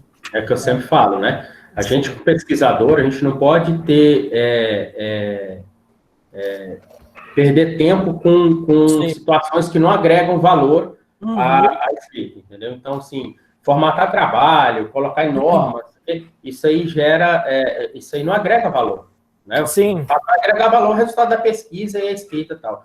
Então, o que a gente podia automatizar, eu falo, a gente automatiza isso aí. Não, e no doutorado, né, a gente escreve a tese, aí está escrevendo 2, 3 artigos em paralelo. Sim. Imagina se a gente for perder tempo formatando tudo isso. Eu tenho que... A figura 1, eu tenho que escrever que é a figura 1 e depois citar ali. Não, muito trabalho. E o foco é escrever o conteúdo, né? E não a formatação. É o que você me fala. Perfeito. Pois é. Mas vamos lá. Sim, o Mendeley, né, é uma ferramenta de apoio. Como eu citei para vocês também, tem o Zotero, tá, que por sinal, ele é um software livre. Tá? Eu tentei utilizar o Zotero, eu não me adaptei por já ter os vícios do Mendeley, sabe? Mas o Zotero também, o pessoal elogia muito, que é um Mendeley, tipo, livre, né? Todas essas ferramentas que a gente está falando aqui são gratuitas, tá? Mas o Zotero, para quem tem esse negócio da computação, né, de que software livre e tudo mais, que a comunidade mesmo que produziu ele, né? Então ele é bem legal, bem simplesinho, mas todas essas funções aqui que a gente colocou, ele é bem legal, ele tem também, bem legal também, tá? Aí, mostrar assim, Zotero, Zotero. O Mauro perguntou aqui, é Zotero. É Zotero. Tá? Não, com Z. Z de zebra. Isso, perfeito. Tá? E a base de pesquisa, né? Eu vou botar aqui o exemplo, os Scopus, tá? Aí, nos Scopus, a gente vai ter esse layout aqui. Eu só não vou abrir no computador, porque o periódico Scopus estava lento, então, para agilizar aqui para a gente. Mas, basicamente, vai ter esse layout, como você vai pesquisar, tá? Muito provavelmente, o Scopus é disponível através do Wi-Fi da universidade de vocês, tá? E se não tiver, vocês não puderem ir para a universidade, né, por conta da pandemia, algumas universidades têm acesso, através do periódico Scopus, na plataforma Café. Sabe me confirmar, Fábio, se a Unirg tem esse acesso Café? Não. Não tem ainda. Não, é isso que a gente está aqui, porque assim, que nem lá agora, assim, por exemplo, a gente acessa a o domínio lá da PUC Paraná, você tem acesso a várias bases de dados e você trabalha de uma forma... Aqui não, aqui a gente precisa estar implementando isso dentro da instituição para facilitar a vida do pesquisador. Pois é. Quem tem acesso, algumas universidades ou tem acesso ao café, né, que é da CAPES, ou também tem utilizar o proxy, né? Então, dependendo de vocês estiverem aí da universidade de vocês, onde vocês estiverem estudando, verifiquem, né? Às vezes é com TI ou até mesmo alguma parte lá da coordenação vai ter essa informação para vocês, ou pelo proxy, né? Até a própria biblioteca vai ter essa informação, né? Muito provavelmente a biblioteca vai ter essa informação para vocês, tá? Mas quando vocês tiverem um acesso, né? A plataforma basicamente vai ter essa cara aqui, e aqui é como eu coloquei, ó, Process Mining, né? Então, eu vou colocar aqui documentos, autores e afiliações. Eu posso pesquisar também por autores. Posso colocar aqui, ó, Fábio Pegoraro e ver todos os artigos que o Fábio trabalhou, né? Aí que está citado nos Scopus. Aqui, procurando, né? Vou colocar aqui, Process Mining. Aí, por que eu botei entre aspas? Porque se eu colocasse Process Mining sem os aspas, ele ia procurar Process e separado ia procurar Mining. Então, para que eu queira, né? Que ele vai ter as duas palavras juntas, ele vai botar Process Mining. Aí eu já coloquei aqui os modificadores booleanos, né? Aí Process Mining and Manufacture. Aí por que eu coloquei o asterístico ali em Manufacture? Isso é uma forma dos Scopus da gente abrir também a palavra Manufacture. Porque vai ter Manufacture, Manufacturing, Manufacture, que é o verbo, né, de manufaturar. Então ele vai procurando manufatura, manufaturar, né, manufaturando, tipo, todos os tipos de formas, né, que o verbo, o substantivo vai estar aparecendo. Eu estou interessado, então eu vou querer colocar aqui. E mais uma vez, né, o ou, aqui que eu disse para vocês que eu implementei por conta da diferença entre o inglês americano e britânico, eu coloquei production, ou seja, eu vou pesquisar process mining and manufacturing ou production, tá? Aí coloco todas as minhas palavras, né, todos os meus termos, tá? Só ir adicionando, e daí fiz com que eles aparecessem no título do artigo, no abstract ou em keywords. Pode aparecer também a opção de colocar no texto inteiro, tá? Mas aqui, só para ilustrar para vocês, eu coloquei só para aparecer nesses três, tá? Que é a opção padrão dele. Aí clica em search, né, em pesquisar, daí ele vai nos levar, né? Eu coloquei a animaçãozinha, né? Então, colocando cada um dos termos, tá? E daí nos leva a outra plataforma, que vai ter todos os resultados, né? Aqui, no caso, como já está mais atualizado, né, com 2020, já tem 233 resultados, né, de Process Mining, Manufacturing e Production. Se não saiu nenhum resultado hoje, essa semana, se vocês fizerem essa pesquisa, vai dar os 233 resultados também. Então, o que eu garanto? Que eu vou fazer agora, né? Que vocês vão fazer na casa de vocês, vai dar o mesmo resultado, né? Garantir que o resultado seja o mesmo em qualquer lugar, né? Então, ali, ó, um total de 236 resultados, foi o total requerido, tá? Aí, eu consigo fazer também, né? Embaixo tem as opções, eu consigo fazer começar a aplicar os filtros. Aqui eu apliquei, né, nos últimos 5 anos, aí 2020, 2019, 2018, 2017, 2016, eu coloquei o filtro temporal, né? Aí já nos gerou 146 resultados por conta do filtro temporal. Tanto que vocês percebam aqui embaixo, não sei se dá para ler, mas ele já adicionou também aqui, end, limite, to, aí 2020, 2019, aí ele vai atualizando também os termos de busca, né? Aí, ó, já gerou menos resultados. Aí tem outras, né, infinidades de formas que eu posso ter. Posso ter por tipo de acesso, só os artigos que são acesso livre, né, que são open access, acesso aberto, por ano, por nome do autor, por área de pesquisa, por tipo de documento, né, aqui todos, né, se tem algum tipo de fundo, né, de pesquisa, o tipo do país, né, a linguagem. Então, né, aqui tem todas as opções que a gente pode ter acesso. Isso limitado, claro, aos Scopus. Quando a gente tem, por exemplo, o Google Scholar, já são outras ferramentas que ele nos dá, né? E quando eu faço essas pesquisas, para a gente poder exportar, caso a gente esteja utilizando os Scopus, ele já tem link direto com o Mendeley. Então, vocês podem ver aqui, ó, View Mendeley Data. Então, só clica ali que ele já vai linkar diretamente no Mendeley, né? Ou seleciona tudo e faz exportar, que que ele vai mandar lá para o nosso Mendeley, e você abre o programa, já vai estar todos os artigos, esses que você já fez o levantamento. Então, é uma mão na roda, né, tá fazendo esses recursos integrados. Né? Então, aí por que eu falei para vocês que eu não me adaptei tanto ao Zotero por conta dessas ferramentas que são linkadas, né? Então, como eu utilizo os copos bastante, aí eu utilizo os copos, só que como eu já tenho o link direto com o Mendeley, eu clico um botão, já vai para o Mendeley e, né, a gente acaba tendo essa preferência. Tá? Mas qualquer forma, né, é válida a gente poder trabalhando. Tá? Então, enfim, né, pessoal? Revisão sistemática da literatura, né? Breve resumo aqui que a gente fez, né?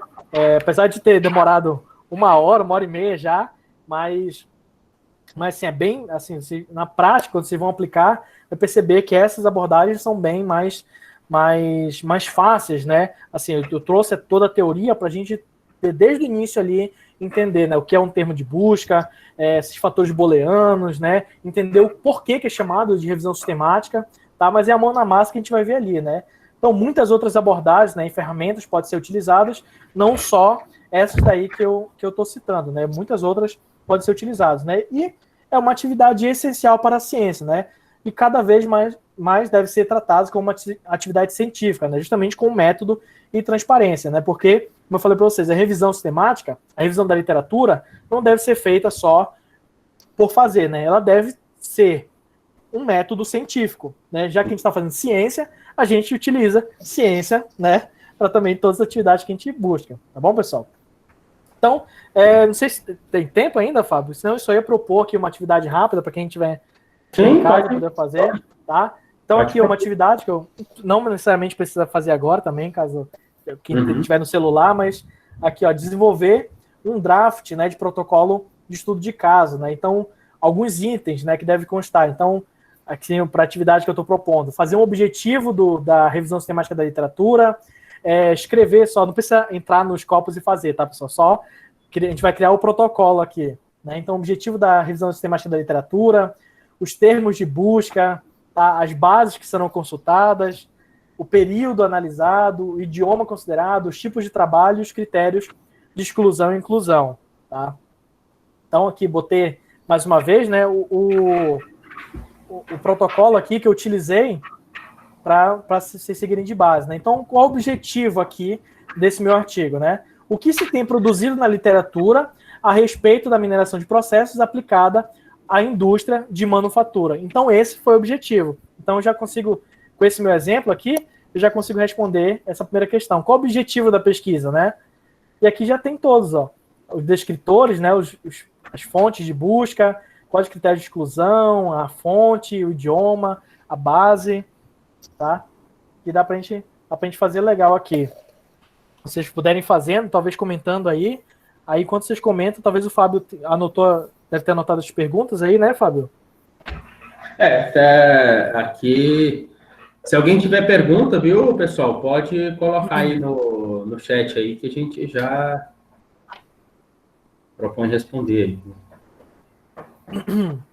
Pode fazendo, que daí vocês vão também tirando dúvida, faz um protocolozinho básico assim, não precisa ter os resultados não, só escolhe, sei lá, base Google Scholar, eu quero fazer o que se tem produzido na literatura a respeito de inteligência artificial aplicada à área de saúde, né? Aí isso é um objetivo, aí já é um exemplo. Aí eu quero fazer esse objetivo na base do Google Scholar. Os descritores podem ser o quê? Inteligência artificial, healthcare, o que mais? Né? Tipo, machine learning, né? São todos. Aí eu quero fazer fonte que sejam só artigos de revista, idioma inglês. Pronto, fiz um protocolo básico aqui. Com esse protocolo, se eu for jogar lá no Google Scholar e fizer isso, eu consigo já fazer uma pesquisa. Bem simples, né, pessoal? Alguém tem alguma dúvida em relação? Pode mandar aí no chat.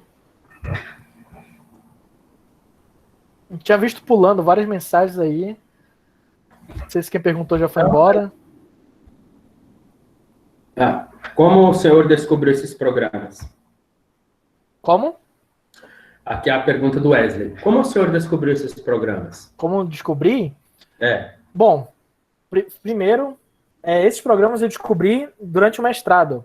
Meu professor já usava o Mendeley, e daí ele meio que já utilizava, e daí incentivou os alunos a utilizarem. É da mesma forma que agora eu estou passando para vocês, que vocês já vão utilizar, e daí passar para os amigos de vocês, quem for professor já passar para os alunos de vocês também. Mas quando a gente pesquisa, né, assim, alguns artigos, na leitura de alguns artigos também, alguns citam os tipos de trabalho que eles utilizam, principalmente em revisão da literatura, trabalho de survey, sabe? Na metodologia eles costumam colocar quais as ferramentas que eles utilizaram, tá? Às vezes tem um mapa diferentão lá que eles colocam, eles dizem onde é que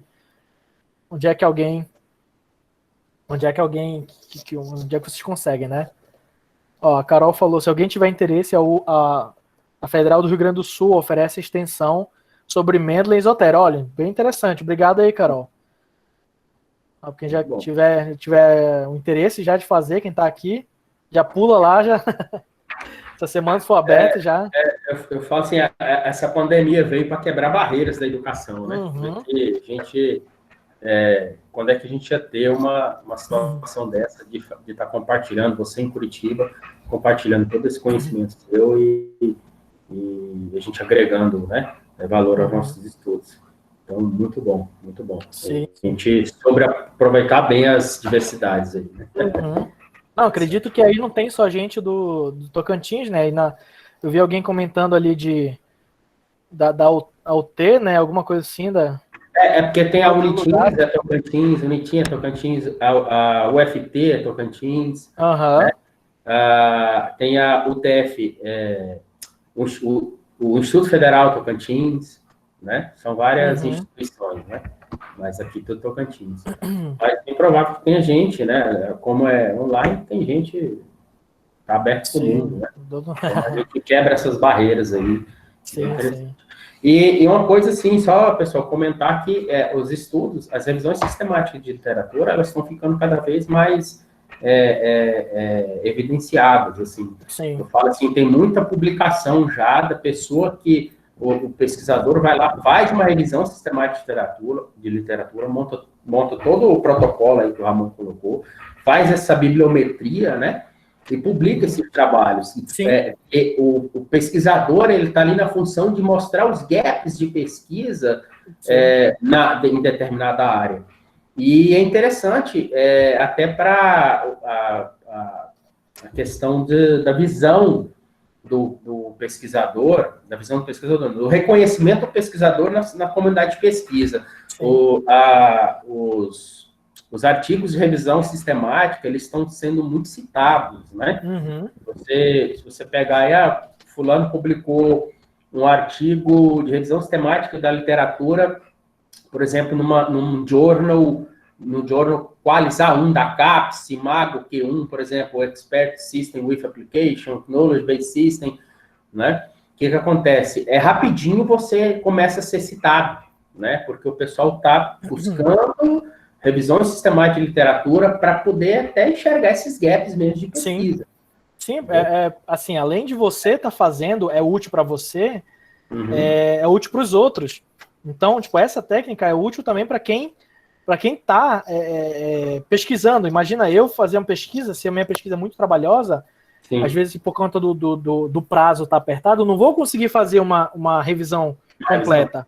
Então, o que eu faço? Eu já pego um trabalho que o cara já fez a revisão e eu cito ele. Daí eu falo, como, sei lá, digamos que o Fábio fez a revisão que eu queria fazer. Aí eu falo, como o Fábio falou, existem essas lacunas, eu já consigo até mesmo localizar meu trabalho, né, de onde meu trabalho está localizado, né? Então já me poupo o meu trabalho, ajudo os outros, né, gera citação. Então a revisão da literatura, além da própria função dela dentro do seu trabalho, ela ajuda, quando é um artigo só de revisão, ela ajuda os outros, né, para ter uma noção de como está a tendência, né, da pesquisa como um todo. Alguns, assim, chegam até a menosprezar, né, a revisão da literatura, mas, assim, a gente tem importância. Só compartilhando um pouquinho com vocês, até na minha tese, meu orientador, a gente combinou de que eu vou fazer em formato de artigo, né, minha tese, vai ser compilado de artigos. Então, Aí eu estou pensando ao invés de eu fazer o levantamento bibliográfico, né, revisão sistemática, como tese, eu lanço um artigo de revisão sistemática e só cito esse meu artigo. Né? Uhum. Porque já faço toda a minha etapa da minha tese, eu já utilizo um artigo de revisão. Ramon, o Lucas Eduardo está perguntando assim, tem diferença da RSL para meta-análise? Bom, o que ele estaria dizendo sobre meta-análise? Porque, assim, na revisão sistemática da literatura, a gente faz uma análise dos metadados. Uhum. Se analisar os metadados, ele está chamando de meta-análise, a revisão sistemática da literatura seria tipo uma meta-análise bombada, né? Ao quadrado, porque você utiliza da meta-análise para poder tirar outros insights. Uhum. E detalhe também, a gente tem que entender, revisão sistemática da literatura, a gente fala de sistemática, é sistematizar o processo, é esse protocolo. Depois você começa, quando você tem já a literatura definida, aí você começa a fazer a bibliometria, né? Sim. E aí você vai retirando o conhecimento daquilo ali para você chegar, por exemplo... Da bibliometria você tira a descritiva, né? Isso. Daí vai... E aí no final aí você tem lá, por exemplo, você gerar lá os gaps de pesquisa que pode ser trabalhado na área.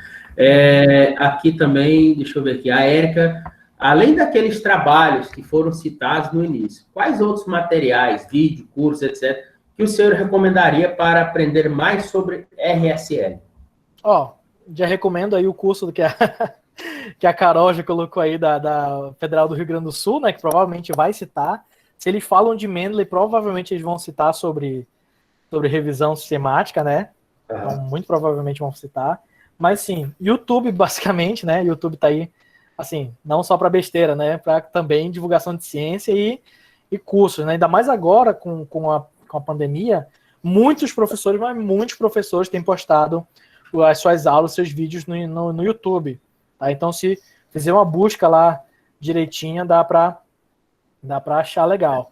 Tá? Até o próprio Google, se você for no Google Escola, colocar revisão sistemática da literatura, vai ter vários trabalhos também sobre revisão da literatura em português, tá? E também tem lá bem direitinho, tá bom? Então, assim, posso citar esses para você. Não tão específico, mas são alguns. Aí a Keila perguntou assim, Keila Nayane, existe algum lugar que achamos algo similar ao ranking de qualis das revistas?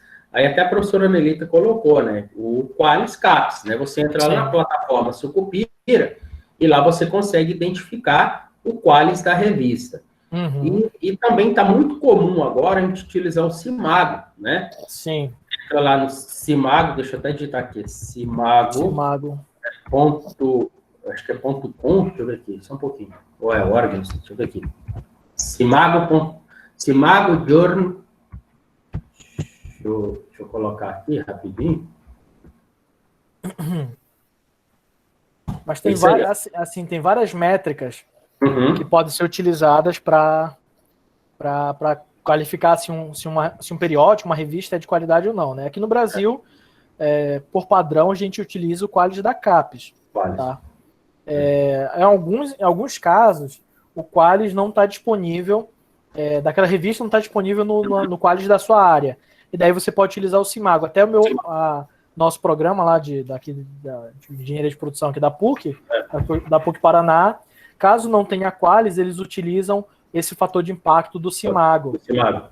Então, e o Simago é um fator internacional também, né? Então... Pessoal, aí o Simago é dividido lá, o fator de impacto da revista é dividido em quadrantes, né? Em quartis, quer dizer. Isso. E aí você tem o Q1, Q2, Q3 e Q4. Então, quando o journal está lá no Q1, né, significa que ele sim, a qualidade é satisfatória, né? O Q1, Q2, mas geralmente Q1, a gente está buscando mais essa questão, né? O primeiro critério, você olha lá, qualidade, né? E aí você vê se é A1 ou A2 e tal, e depois, se não tem Qualicaps, aí você vai lá pro Simago e aí geralmente você define ali o Q1, né, revistas Q1, Q2 ali, entendeu? No máximo, né? Se não me engano, o CNPq também utiliza outra métrica lá no Lattes, que é o JCR, sim, também, que é outro. Além do CIMAG, é o JCR, que é um JCR é fator de impacto. Eu esqueci agora o que significa a sigla, mas esse também é um fator de impacto. Então, acima de 3 ou 4, 3.0 e 3,5 e 4 é fator de impacto altíssimo. Então, acima disso são resultados bons. Então, eu vou colocar aqui, JCR, que é um fator de impacto. Quando você publica um artigo numa revista que tem fator de impacto, quando você digita lá pelo DOI lá, você já coloca lá no seu Lattes, aí já aparece lá o fator de impacto do serviço também. Que é esse JCR. Mas é igual o professor Ramon falou, né? Existem várias métricas aí, né? Mas ainda por enquanto a gente tem que olhar muito o Qualicaps, né? Que é o que a gente avaliado, Brasil Qualicaps. Então, assim, sempre procurar Qualicaps. Agora mudou, né? Tem algumas alterações, né? Ainda não está totalmente oficial, né? Totalmente oficial, mas a gente já está se embasando nisso aí, né? Que agora vai passar para A1, A2, A3 e A4, né? Então, procurar sempre utilizar os artigos científicos com base nessas classificações da CAPES, né? Entre A1 e A4 aí, são journals já de mais qualidade, né? Sim. Abaixo disso já fica um pouco mais comprometido, né? Dependendo da sua pesquisa. Aqui, ó, vou deixar aqui no exemplo, né, da atividade que deu tempinho aí, para quem, tipo assim, o exemplo da atividade, né, que eu coloquei aqui, ó, era para fazer o objetivo da revisão sistemática da literatura, obter um overview, né, um panorama do histórico do uso da ferramenta 5S, né, que é uma ferramenta da engenharia de produção em operações de serviço. Aí o termo de busca poderia ser controle de qualidade, serviços, 5S, né, a base que serão consultadas Cielo. Aí o período, escolhi não ter restrição, o idioma português, tipo de documento, artigo, e o critério de exclusão, artigos que não fazem uso da ferramenta 5S e artigos que não são aplicados em serviço. Então, aqui isso é um exemplo básico dessa pequena atividade aqui que eu sugeri para vocês. Né? Que daí vocês podem já fazer no que vocês já estão estudando, na área de vocês, na disciplina, se achar uma disciplina interessante, já fala com o orientador de vocês, com o professor, aí já faz um artigo assim de revisão sistemática que é tranquilo de fazer e gera, né, bastante publicação. Né? Só para encerrar aqui nos slides, então a gente tem que lembrar, né, que garbage in, garbage out, né? Ou seja, lixo que entra, lixo que sai. Então, por isso que é importante a revisão sistemática. Essa palavra é muito importante. Sistemático, que é garantir isso, que o que vai ser feito no início, o que a gente está entrando, vai sair uma coisa boa de qualidade. Se você estiver entrando com dados que são lixo, né, não importa quanto você tratar, no final vai ter lixo. Né? Então, isso aqui é o ensinamento final aqui que eu deixo para vocês. Legal. Fechou, Ramon? Fechou. Beleza. Então, pessoal, eu gostaria de agradecer a presença de todos, né? Principalmente aí também o professor Ramon. Professor Ramon. Eu agradeço a oportunidade. Nós somos colegas de programa, né? Ficamos juntos aí. Quando eu entrei no doutorado, ele entrou no mestrado, e aí, assim, a gente mantém essa parceria muito interessante. A vantagem é essa, assim, essas. E o Ramon aí está praticamente quase finalizando o doutorado dele, né? E aposto aí que essa parceria que nós estamos fechando vai se perpetuar aí para muito tempo, que a gente possa desenvolver a pesquisa, melhorar a pesquisa brasileira, né, contribuir para novos conhecimentos e que a gente eleve, né, principalmente o estado Tocantins, né, colocar o estado Tocantins no cenário da pesquisa, tanto nacional como mundial, certo? Então, muito obrigado, Ramon, mais uma vez, parabéns pela sua explicação. Obrigado. E já te fazer o convite aí, a gente não tem data marcada, mas já te fazer o convite para você apresentar, a gente começar a trabalhar na ferramenta no Mendeley, né, para fazer as análises bibliométricas, né? Outro, fazer Um curso de método, de LaTeX. LaTeX, é isso aí. É o peixe aí. Pessoal, muito obrigado. Tenham um bom dia, né? Aproveitem bastante o SIGTAG, tem muita coisa interessante, tá? E a gente vai se falando, viu, Ramon? Muito obrigado mesmo, viu, Ramon? Um abração aí para Curitiba, Paraná, daqui uns dias nós estamos aí de novo. Tá? É isso. Abraço.